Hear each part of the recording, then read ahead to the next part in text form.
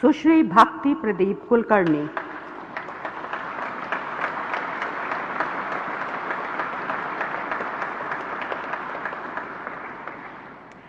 शतरंज की उत्कृष्ट खिलाड़ी सुश्री भक्ति प्रदीप कुलकर्णी ने विश्व चैंपियनशिप 2021 में रजत पदक टीम और राष्ट्रमंडल चैंपियनशिप 2019 में कांस्य पदक एकल जीते।